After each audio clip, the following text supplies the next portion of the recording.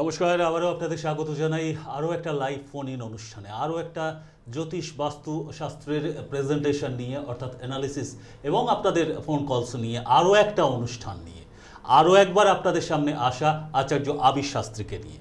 নতুন কথা তো কিছু নেই, ভনিতারও জায়গা নেই।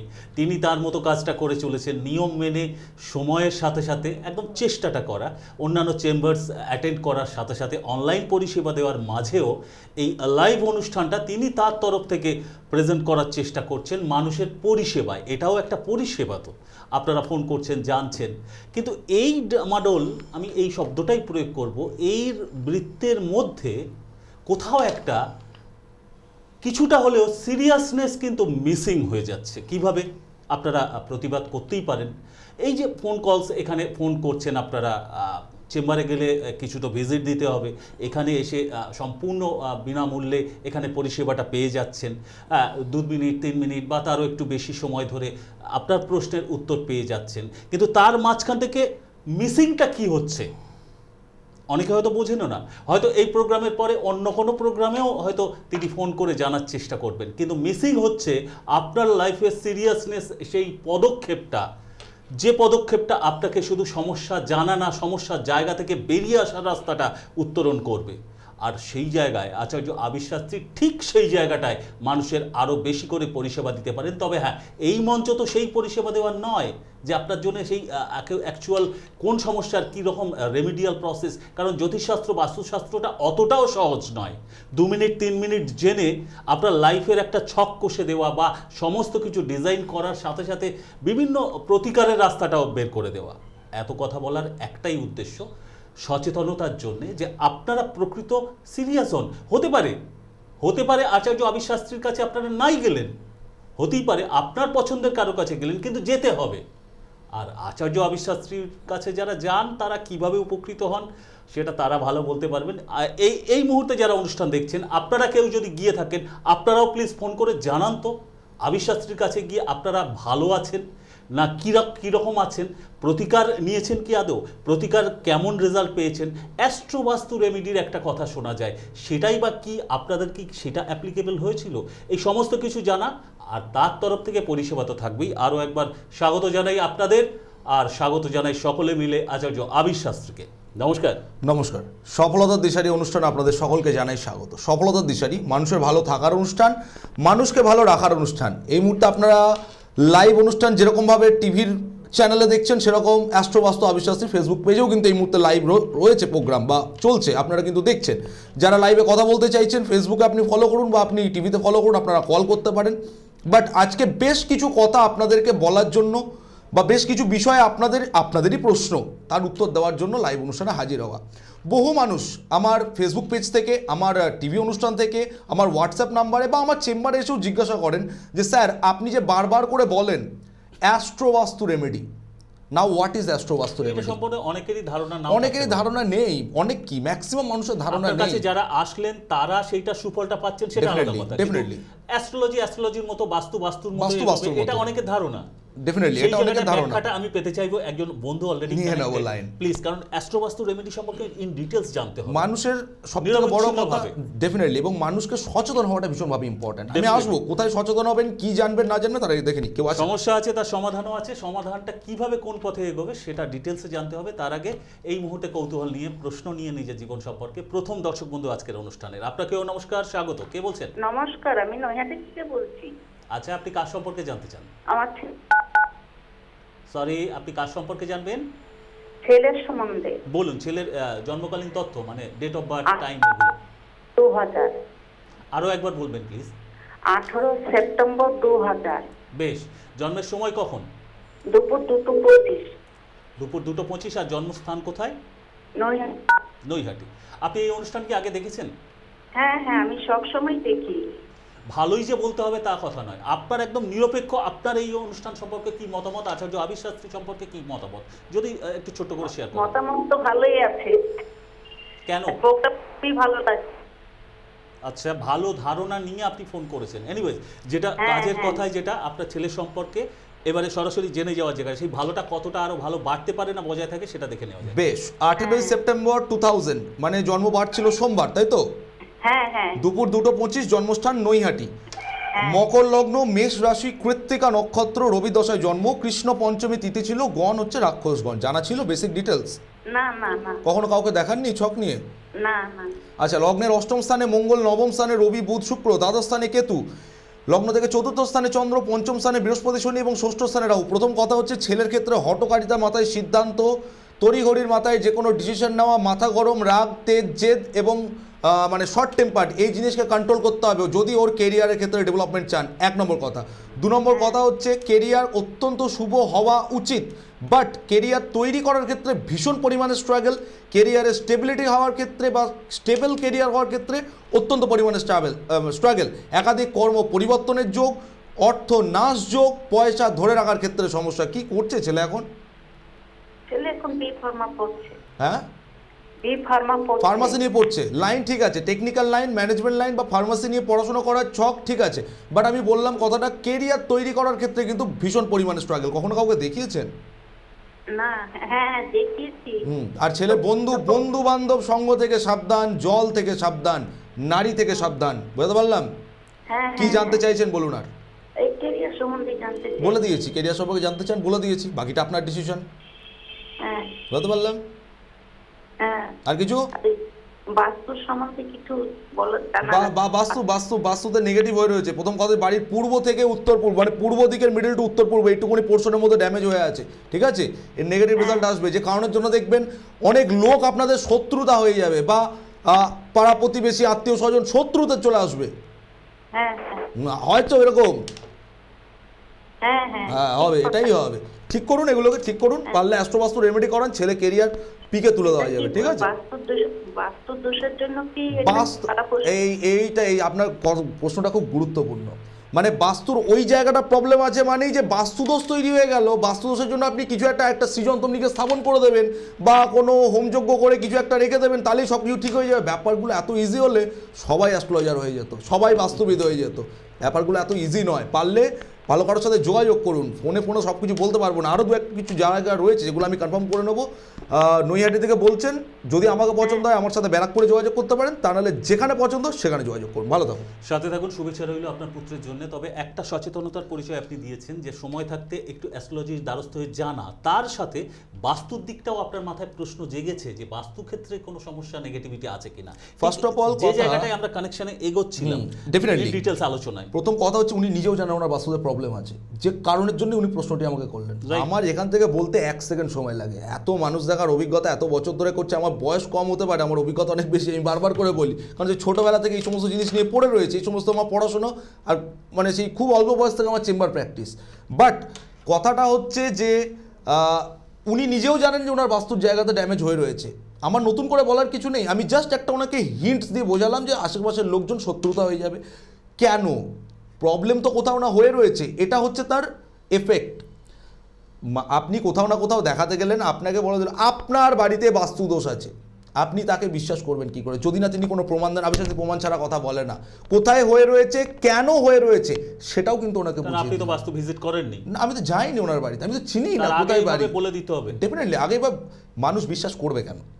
মানুষ, কারণ আজকের ডেটে আমি আগেও বলেছি, আবারও বলছি কথাটা, মানুষ যখনই টিভিতে যে কোনো প্রোগ্রাম দেখে, ফেসবুকে দেখুক, ইউটিউবে দেখুক, এনি জ্যোতিষ প্রোগ্রাম, এনি অ্যাস্ট্রোলজিক্যাল প্রোগ্রাম বা এনি কিছু এই অ্যাস্ট্রোলজি বাস্তু রিলেটেড, তন্ত্র রিলেটেড যে কোনো প্রোগ্রামই মানুষ দেখুক না কেন, মানুষের মনে আজকের ডেটে একটাই ধারণা, ধর এসব বোগাস, কোনো কাজ হয় না, পয়সা রোজগার করার একটা ধান্দা, পয়সা রোজগার করার একটা। কোথাও না কোথাও as an astrologer, as a বাস্তুবিদ, আমাদেরও কিন্তু জায়গাগুলো খারাপ লাগে, যে মানে শাস্ত্রটা বা সাবজেক্টটা মানুষের কাছে কোন জায়গায় গিয়ে পৌঁছেছে। তবে আসার কথা যে সকলের কাছে নয়, এক শ্রেণীর মানুষ হয়তো ডেফিনেটলি সকলের কাছে নয়, বাট এর পেছনে যে বিরাট বড় রিজন সেটা হচ্ছে মানুষের তিক্ত অভিজ্ঞতা। মানুষ হাজারো পাথর পড়ে, লক্ষ লক্ষ টাকা স্টোন পড়ে কাজ পায় না। কেন পায় না? কেন পায় না, এই প্রশ্নগুলো তো জানা ইম্পর্টেন্ট। এবং আরেকটা শ্রেণীর মানুষের কথা যদি আমি বলি, আরেকটা শ্রেণীর মানুষদের কথা যদি ধরা যায়, তো তারা চায় চটজলদি কাজ, তারা চায় রাতারাতি কাজ, তারা চায় এখনই কিছু একটা করব, কিছু একটা হয়ে যাবে। আমার কাছে অনেক মিরাকেল জাতীয় কিছু, ডেফিনেটলি মিরাকেল, আমার কাছে অনেক ফোন আসে এরকম ধরনের, যে স্যার এরকম এরকম ব্যাপার, আপনি একটু কিছু করে দিন তো। আরে বাবা, ভগবান তো নয় যে কিছু একটা করে দেবো হয়ে যাবে। এখন তারা বলবেন তাহলে আপনার কাছে যাব কেন? টাইম, সব কিছুতে একটা সময় সাপেক্ষ ব্যাপার রয়েছে। আর আমি একজন প্রফেশনাল ব্যক্তি, আপনি আমাকে ফোনে বললেন করে দিন, আপনি কে ভাই? আপনাকে চিনি জানি, বাট হ্যাঁ যারা চেম্বার আছে তারাই বলবে। আমার গুণগান উপায় নিজেকে আছে, গাইতে উপায় ডেফিনেটলি রয়েছে, কেউ রয়েছে সেই লাইনে। উপায়টা আমরা সঠিক পথে কিভাবে প্রয়োগ করছি কিনা সেটাই বড় কথা। যে শুরুতেই যে কথা বলছিলাম, আমাদের সিরিয়াসনেস কতটা ভূমিকা রাখে আমাদের নিজেদেরই ভালোর জন্যে, সেই জায়গাটায় একটা নিশ্চয়ই ভাবার সময় রয়েছে। আজকে উনি ওনার প্র্যাকটিক্যাল এক্সপিরিয়েন্স থেকে যে কথাগুলো বলছেন সেটা তো এমনি এমনি নয়। এনিওয়েজ, পরের বন্ধু তিনি কানেক্ট করে ওয়েট করছেন, তাকে ওয়েলকাম। নমস্কার। নমস্কার। হ্যাঁ, কে বলছেন? নমস্কার স্যার, বেহালা থেকে বলছিলাম। আপনি কার সম্পর্কে জানবেন? আমি ভাইয়ের সম্বন্ধে জানবো। আচ্ছা, তার আগে আবিরদাকে সশস্ত্র নমস্কার স্যার। আমার দুজন আপনি আপনার কাছে গেছিল, আচ্ছা, খুব ভালো উপকার পেয়েছে। একজনের ছিল না, চাকরি হয়েছে, আর একজনের আপনার পড়াশোনাটা ভালো ছিল না, ঠিক আছে, একজনের তো তারপরে খুব ভালো রেজাল্ট পেয়ে, খুব ভালো রেজাল্ট। লাইনটা খুব কাটছে, কি বলেন? Disturb হচ্ছে। একজনের চাকরির জায়গায় সমস্যা ছিল, চাকরি পেয়েছে, আরেকজনের কি হয়েছে? সরকারি চাকরি পেয়েছে, ঠিক আছে। সরকারি চাকরি পেয়েছে, এই বাজারেও সরকারি চাকরি পেয়েছে। আরেকজন যে পড়াশোনার জন্য গেছিল, আচ্ছা। পড়াশোনার জন্য গেছিল, মানে তার ছেলের জন্য খুব ভালো রেজাল্ট করেছে, ঠিক আছে। হ্যাঁ, ভালো রেজাল্টই করবে। আমার ক্লায়েন্ট কখনো খারাপ রেজাল্ট করে না, আমার ক্লায়েন্ট কখনো বেকার হয়ে বসে থাকে না। আচ্ছা, কতদিন আগে এসেছিল? এটা আমরা মাস 6 আগে গেছিল। মাস 6 আগে, তাও 6 মাসেই জায়গা চেঞ্জ।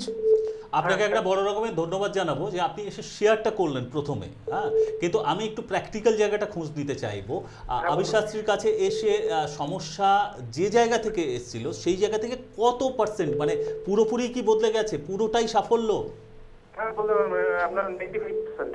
বেশ, এই জায়গায় অ্যাস্ট্রো বাস্তুর রেমেডির একটা কথা শুনি, আপনাদের ক্ষেত্রে কি সেটা প্রয়োজন হয়েছিল বা অ্যাপ্লাই হয়েছিল কি?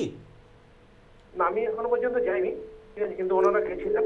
আচ্ছা, ঠিক আছে, ওনারাই উনি বলেছেন, আসেননি, ওনারা ওনার জানা নেই হয়তো কি রেমেডির বেশ। অ্যাপ্লাই হয়েছিল সেখানে। যাই হোক, আজকে আপনি কার সম্পর্কে জানবেন? কিন্তু যে রেমেডি, একটাই রেমেডি দিচ্ছেন দাদা, ওই একটা রেমেডি ভালো কাজ হয়েছে। দুজন একটা করে রেমেডি দিয়েছিলেন, ঠিক আছে। একদম টু দি পয়েন্ট বলতে গেলে। আমি 14টা রেমেডি দিই না, আমি একটাই বা দুটো রেমেডি দিই, যেটা দেবো সেটাই লাইফ চেঞ্জিং রেমেডি। আর আমার রেমেডি ওই বারবার করে দিই না, যা দেবো ওয়ান টাইম লাইফ টাইম, তাই তো? হ্যাঁ দাদা। হ্যাঁ, ব্যাস, ওতেই গেম চেঞ্জ, ওতেই গল্প ঘুরবে। আজকে এতগুলো বছর ধরে এই যে চেম্বার, এই যে দমদম চেম্বার, এই যে ব্যারাকপুরটা কি আগে বারাসাত ছিল, লকডাউনের পর ব্যারাকপুর হয়েছে, জাস্ট শিফট হয়েছে। কোনো চেম্বারই তো নতুন চেম্বার না, এই যে না। মেচেদা চেম্বার দীর্ঘদিন চলছে। দীর্ঘদিনের থেকেও বড় কথা হচ্ছে প্রত্যেক সপ্তাহ এক টেবিল এক চেয়ার একই রুম। কেন? এভাবে তো যদি মানুষকে কাজ না দেওয়া যায়, যদি Exactly. মানুষকে বসে ঠকাতে থাকি, এক চেটিয়া বুক চিতিয়ে তো চেম্বার করতে পারবো না। এখানে বলতে দোষ নেই কোনো, আপনি একটু সাথে থাকুন। এই রকম কোনো ফিগারও দেখা গেছে, খুব চটকদারি কিছু কথা বলে 2 দিন 4 দিন থাকলেন, হয়তো 2-4 মাস পরে মানুষ কিছু আকৃষ্ট হলেন তার প্রতি, তারপরে আর খুঁজেই পাওয়া গেল না তাদের। আমার কাছে মানে on media। সেদিনকে মেচেদা চেম্বারে এসছে, এসে বলছে যে স্যার আপনার কাছে দেখালাম, আমি জিজ্ঞেস করেছি আর কাউকে দেখিয়েছেন? বলছে হ্যাঁ, এই হোটেলেই অমুক জনাকে দেখিয়েছি। আচ্ছা। আমি বললাম যে কোনো প্রতিকার করেছে? বলছে হ্যাঁ প্রতিকার করেছি, এত টাকা খরচা করে। যাই হোক, সেটা আমি যাচ্ছি না। আমি বললাম তার উপকার? বলছে উপকার কিছু পাইনি। আমি বললাম তাকে বলেননি উপকার যে পাননি? বলছে তিনি তো আর আসেনি না, খুঁজেই পাওয়া যাচ্ছে। খুঁজে পাই, ফোন করছি ফোন ধরে না, তিনি তো আর আসেনি না। এটাও একটা দিক। বাট আজকে আমার এটা মানে যারা আমার পুরনো ক্লায়েন্ট হয়তো দেখছেন অনুষ্ঠান, তারা জানেন, সেদিনকে আমাকে ফোন করেছে, স্যার গড়িয়া থেকে বলছি, অমুক নাম। আলাম আচ্ছা, ব্যাংকের চাকরি? এখনো মনে আছে স্যার আপনার? মনে রাখতে হবে, কাজের যখন দায়িত্ব নিয়েছি মনে, হ্যাঁ এবার 2-1টা জায়গায় একটু মিস হয়ে যায়, মনে করিয়ে দিলে ঠিক মনে পড়ে যাবে। যারা একবার দেখেছি, বললাম না, দায়িত্ব যেখানে নিয়েছি কাজ করে দেখাতে হবে। অ্যাটাচমেন্টই বড় কথা। আমার কাছে পরিষ্কার কথা, আমি বিনা পয়সায় দেখি না, আমি পয়সা নিয়ে দেখি, আমি পয়সা নিয়ে রেমেডি দিই। তার মানে পরিষেবাটাও সেই মতোই দিতে হবে। ডেফিনেটলি পরিষ্কার কথা, পয়সা যেমন আপনার থেকে বুঝে নিতে জানি, গুনে নিতে জানি, কাজটাও আপনাকে দিতে হবে। কিন্তু সেই পেশাজীবী হিসেবে যে অর্থটা আপনি নিচ্ছেন সেটা মানুষকে প্রতারিত করে না। ডেফিনেটলি কখনোই না। আজকে মানুষকে যদি প্রতারিত করি, আজকে কারোর কাছ থেকে সাপোজ 5,000 10,000 কিছু একটা টাকা প্রতারণা করে আমি আমার পকেটে ঢোকালাম, কদিন চলবে আমার? রাইট। কদিন চলবে? কিন্তু আজকে যদি আপনাকে কাজ দিতে পারি, আপনি 10টা লোক আমার কাছে নিয়ে আসবেন, এর বাইরে তো কিছু হয় না। অপেক্ষা করছেন ওনার হ্যাঁ, দেখি জেনে নিয়ে। আসলে এগুলো আবির শাস্ত্রীকে যারা চেনেন জানেন, তাদেরকে নতুন করে আর এগুলো বলার প্রয়োজন পড়ে না। না। আপনিও অত লাইনে যিনি আছেন তিনিও একমত হবেন, কি বলেন? হ্যালো, হ্যাঁ হ্যাঁ, বলুন। আরেকটা কথা জানিয়ে রাখি, যে আবিরদাকে দেখাতে গেলে, ঠিক আছে, কোনো রকম মানে উনি কোনো ভয় ফাই কিছু দেন না, উনি একদম টেমকি দেন অন্যদের মতন, ঠিক আছে, কোনো রকম ভয় ফাই থাকতে উনি প্রকৃত টেমকি দেন। এবং যে পরিবার তারা পুঁজিভুক্ত এবং তারা সবসময় আত্মারই নাম করে, করবে তো, এটাই তো প্রয়োজনীয়। করবে তো, এটাই তো প্রয়োজনীয়। একজন অ্যাস্ট্রোলজার কখনোই ভয় দেখানো তার কাজ নয়, তাই তো। তার কাজ মানুষকে গাইড করা, তার কাজ মানুষকে গাইড করা। কিছু নেগেটিভিটি থাকলে চার্টে যদি শো করে কোনো Definitely. বিপদের কথা বা বাজে কথা, সেগুলো জানাতে হবে। জানাতে হবে। তার মানে দেখুন, সেটা দিয়ে ভয় দেখানো ভয়, হয়। আরে ভয় কারা দেখাবে? যার জিনিস বিক্রি করার উদ্দেশ্য, যার জিনিস বিক্রি হচ্ছে না, যার কাছে লোক যাচ্ছে না, একটা লোক গেল ভয় দেখিয়ে তার কাছে টাকা নিয়ে নিল। আরে বাবা, আমি যদি কাউকে বলি রেমেডিল, মানুষ আমাকে আরো মানে কি বলবো 10 গুণ বিশ্বাস করে। তাই তো। আমি যদি কাউকে বলি রেমেডি এই মুহূর্তে লাগবে না, আপনি 3 মাস পর আসুন, 3 মাস আরেকবার দেখুন না স্যার, হবে না। টাকা নিয়ে এসে বসে আছে যে স্যার টাকা দিচ্ছি রেমেডি দিন, আমি বলি না এখন দরকার নেই। টাকাটাই শেষ কথা নয়। টাকাটা শেষ কথা নয়, আমাকে তো মানে দীর্ঘকালীন মেয়াদী মানুষের পাশে থাকতে হবে। তাই তো। আজকে দুটো টাকা নিয়ে গিয়ে কালকে তো আমাকে পালিয়ে পালিয়ে বেড়াতে হবে, আজকে এই চেম্বার কালকে সেই চেম্বার, আজকে সেই এতগুলো জন্যই তো- চেম্বার কন্টিনিউ। মানে ওনার পরিচিত এতজন উপকৃত হয়েছেন আজকে ভাইয়ের সম্পর্কে আই থিঙ্ক জানার জন্য আপনার কাছে এতক্ষণ ধরে ওয়েট করছেন। Definitely, বলুন, বলুন, বলুন। বলুন আপনার ভাইয়ের ডেট অফ বার্থটা বলুন তো। 27/3/1986। 27/3/1986, সময় বলুন। 27 মার্চ 27। ওকে ওকে, 86 সময় সময় সময় বলুন। সময় হবে রাত্রি 11:59। 11:59। আর কোথায় জন্মস্থান? এটা হলো আপনার কলকাতা। কলকাতা। হ্যাঁ, কলকাতা। আচ্ছা বেশ। আচ্ছা 27 মার্চ 1986 বৃহস্পতিবার ছিল জন্মবার, হ্যাঁ, রাত্রি 11:59, হ্যাঁ।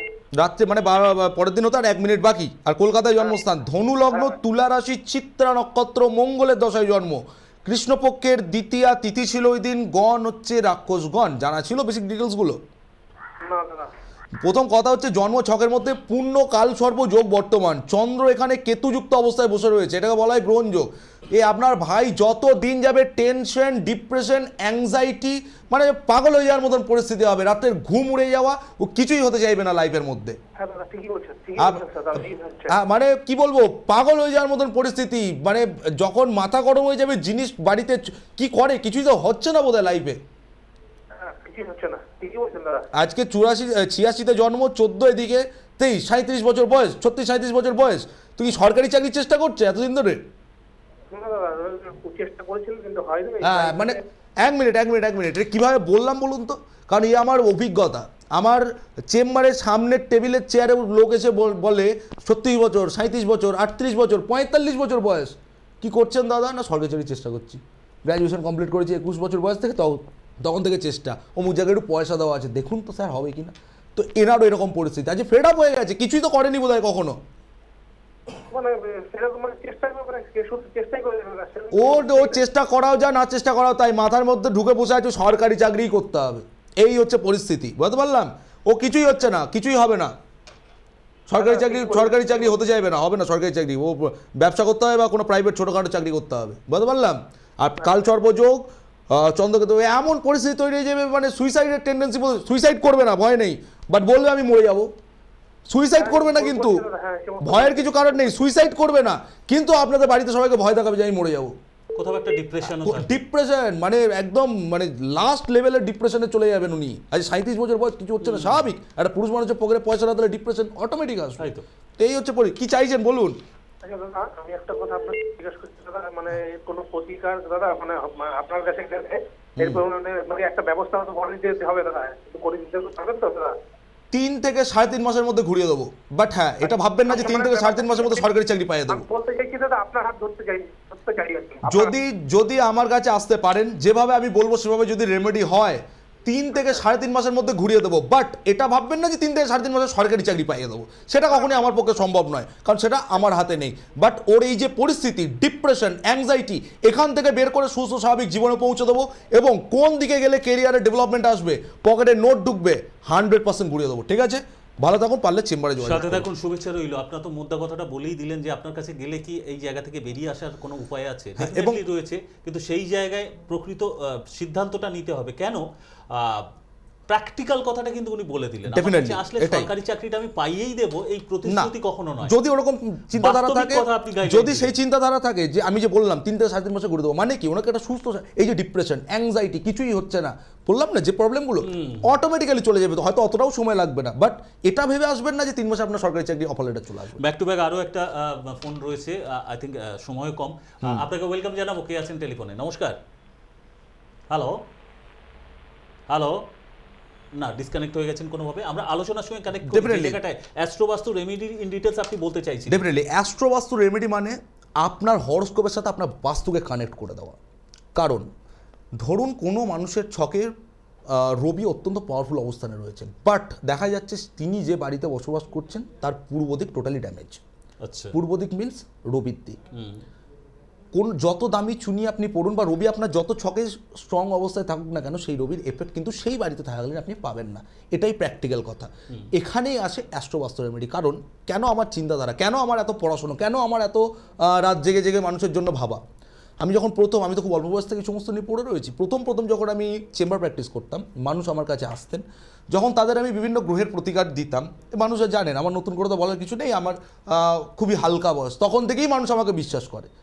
মানে যেখানে আমার বাবা দাদুর বয়সী মানুষরাও টিভিতে প্রোগ্রাম করছে, সেখানে একটা বাচ্চা ছিল, আমি তো আরও আজ থেকে 6 বছর 7 বছর আগে তো আরও অল্প বয়সে নবীন, অভিজ্ঞতায় অনেক প্রবীণ, এই কথাটা বলা যেতে সেটা আমি তো নিজের মুখে বলতে পারি না, বাট মানুষ কিন্তু আমাকে বিশ্বাস করে এসেছে, তাহলে আজকে এই জায়গা পেতাম না। এটা ডেফিনেট, এটা মানে অস্বীকার করার কোনো জায়গা নেই। তখন আমি ভাবতাম, যখন কাউকে কোনো গ্রহের প্রতিকার দিতাম বা কোনো প্ল্যানেটারি ইনফ্লুয়েন্স যখন করতাম, মানুষকে বলতাম আপনি আমাকে 6 থেকে 8 মাস পর এসে রিপোর্ট দেবেন কতটা আপনি ভালো আছেন। তিনি বলছেন যে স্যার কাজটা উদ্ধার হয়ে গেছে, কিন্তু কাজটা 70% উদ্ধার হয়েছে, কি 80% উদ্ধার হয়েছে, কোথাও না কোথাও আমাকে ভাবাতো।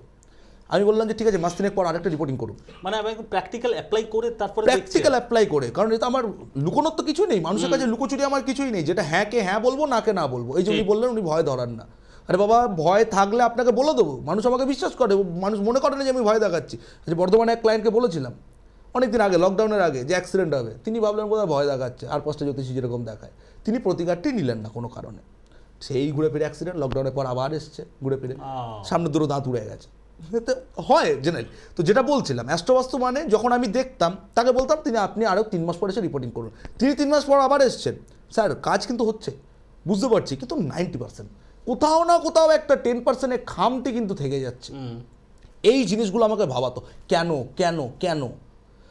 সেই থেকে আমার অ্যাস্ট্রোবাস্তু রেমেডির অ্যাপ্লাই বা আমার চিন্তাধারা বা আমি সেখান থেকে অ্যাপ্লাই করা শুরু করি। আজকে না হয় আমি গলা ফাটিয়ে বলছি, কারণ আমি সাকসেসফুল। আমি মানুষকে দিয়ে অ্যাস্ট্রোবাস্তু রেমেডি করে আমি দেখেছি মানুষের খুব তাড়াতাড়ি সমস্যাকে সমাধান করা সম্ভব। রেজাল্টটা দেখা যাচ্ছে। ছাত্রছাত্রীদের পড়াশোনার ক্ষেত্রে মাত্র 18 দিন পর থেকে অ্যাকশন ধরিয়ে দেওয়া যায়। 18 দিন পর থেকে সন্তানের এডুকেশনের জায়গায় প্রবলেম, উচ্চশিক্ষার ক্ষেত্রে প্রবলেম, স্ট্রিম চুজিংয়ের ক্ষেত্রে প্রবলেম, 18 দিন পর থেকে আপনার সন্তান দৌড়তে শুরু করবে যদি অ্যাডভান্স অ্যাস্ট্রোবাস্তু রেমেডি করা যায়। এগুলো দেখেছি, এগুলো আমার অভিজ্ঞতা, নতুন করে বলার কিছু নেই। হ্যাঁ, এবার আপনি পড়ে রয়েছেন 1 কোটি টাকার লোনে, আপনাকে তো আর 18 দিন 1 মাসে আমি বলতে পারি না। দেখুন, সত্যিটাকে সত্যি বলে বলবো, মিথ্যাটাকে মিথ্যাই, মানে মিথ্যা বানিয়ে ভনিতা করার তো কোনো জায়গা নেই আমার কাছে। আমাদেরও কোথাও একটা বোঝার প্রয়োজন, এই অ্যাস্ট্রোলজি বাস্তুর প্রয়োগটা কতটা কোন পর্যায়ে হতে পারে। মানুষ আজকে ঠকে কেন, একটু আগে যে কথাটা বলছিলাম, আমাদের চাহিদা চট জলদি কাজ। মানুষ দেখছে 3 ঘন্টায় অমুক, 7 ঘন্টায় তমুক, 2 দিনে এই হয়ে যাবে, 1 দিনে কোটিপতি, এই দেখে মানুষ কিন্তু ছুটছে, মানুষ কিন্তু যাচ্ছে, মানুষ পয়সা দিচ্ছে, কাজের কাজ তো কুছ হোনেওয়ালা নেই। আবার তাকে ফোন করে, স্যার বা গুরুজি, বাবাজি, মাতাজি, কাজটা তো ঠিক বুঝছি না, ও কাজ হয়নি, আবার এত টাকা পাঠান। ফেড আপ মানুষ, এসব শুনে শুনে আমাদেরও কান পচে গেছে। আবার অনেক ধরনের গল্প আছে, যদিও সমালোচনা করা আমার উচিত নয়, কিন্তু এগুলো মানুষকে না বোঝালেও আপনারা বুঝবেন না। মানুষ ছোটে এখানেই কেন কি, আপনি টিভিতে সব কিছু দেখলেন, সব বলে দিচ্ছে, নারী নক্ষত্র সব কিছু, চেম্বারে গিয়ে এত টাকা নিয়ে আসুন, নিয়ে আসলেন, প্রতিকার কি এমন নিয়ম ধরিয়ে দেবে, সে আপনি কেন ভগবানও স্বয়ং পালতে পারবেন না। এই খাওয়া যাবে না, সেই খাওয়া যাবে না, এখানে যাওয়া যাবে না, বাথরুম করা যাবে না, হয় এটা, এগুলো শুনে শুনে অভ্যস্ত। বাট আমার রেমেডিতে ওরকম কোনো নিয়মও থাকে না। দেখুন, আমি জানি আমার রেমেডিতে কাজ হবে, তো একটা নিয়ম ধরাবো কেন? আর যে জানে যার রেমেডিতে কাজ হবে না, সে আপনার উপরই চাবে, আপনি নিয়ম মানেননি, সেখানে থাকে, আপনাকে চাপাতে হবে না, আপনি তো নিয়ম মানেননি, কি করে হবে, আমার তো দোষ নেই, আপনার দোষ। তো এখানেই মানুষ ঠকে, এখানেই মানুষ পিছিয়ে পড়ছে। বাট বুঝতে হবে, সায়েন্স বুঝতে হবে। রাইট, আই থিঙ্ক আমি মানুষের উপরে তাদের স্বাভাবিক বোধ বিবেচনার উপরে পূর্ণ আস্থাশীল। আপনারা বোঝেন, আপনারা শুধু ওই কথার প্রলোভনে নয়, প্র্যাকটিক্যাল জায়গাটা বোঝেন, কে সত্যি সত্যি ভালো কথাটা বলছেন এবং অ্যাকচুয়াল কথাটা বলছেন, কে বাস্তবিক দিকটা দেখাচ্ছেন, যে যতটা সম্ভব ততটাই মানে প্রয়োগের কথা বলা, সেটা অ্যাস্ট্রোবাস্তু রেমেডি হোক বা অন্য যে কোনো ক্ষেত্রে হোক। অবান্তর মানে অযাচিত কিছু মানে প্রতিকারের কথা মিথ্যা প্রতিশ্রুতি দিয়ে মানুষকে আকৃষ্ট করাটা আবিশাস্ত্রীর অন্তত পক্ষে কখনোই নয়। কে কি করেন সেটা তাদের ব্যাপার। আবিশাস্ত্রীর এই অনুষ্ঠানে যারা দেখেন তারা পরবর্তীতে যোগাযোগ করেন অনেকেই, এটা বাস্তবিক। আজকে এই জন্যে আমরা অনুষ্ঠানের শুরু থেকে শেষ পর্যন্ত লাগাতার বলতে হয়নি আপনারা আসুন আসুন আসুন। আপনাদের মন চাইলে আপনারা আসবেন, যদি মনে হয় বোধ তৈরি হয় তবে আসবেন। শুধু আমি এইটুকু বলে সাহায্য করে দিতে পারি, আপনাদের যে হেল্পলাইন নাম্বারগুলো আপনারা টিভি স্ক্রিন ফলো করেও লিখে নিতে পারেন। আই থিঙ্ক বলারও দরকার নেই, যারা প্রয়োজন মনে করেছেন ইতিমধ্যেই লিখে নিয়েছেন এই নাম্বারগুলো 9577511111 আর 8420789397 এবং 6290070870। চেম্বার তো অনেক জায়গাতেই রয়েছে, সেটা আপনারা জানেন। এর সাথে অনলাইন পরিষেবা রয়েছে, দূরে থাকলে যারা চেম্বারে আসতে পারেন না তাদের জন্যও রয়েছে। সেটা সিদ্ধান্তটা আপনাকে নিতে হবে, আসতে পারুন আসুন এটা একমাত্র কথা নয়। কেন আবির শাস্ত্রীর কাছে আসবেন সেটা আগে থেকে জেনে বুঝে আসুন, তবে বা যার কাছেই যান পরবর্তীকালে আপনাকে আর কোনো অভিযোগ করতে হবে না। অ্যাটলিস্ট আবির শাস্ত্রীর কাছে যারা আসেন তারা অন্তত কখনো এই কথাটা বলেন না, এটা জোর দিয়ে বলা যায়। আজকের মতো বলতে হবে, সময় বলছে থামতে হবে, সিদ্ধান্ত আপনাদের। শুধু ভালো সঠিক সিদ্ধান্ত নিতে পারুন এইটুকু আমরা শুধু শুভকামনা জানাতে পারি। ভালো থাকুন সবাই, নমস্কার। নমস্কার।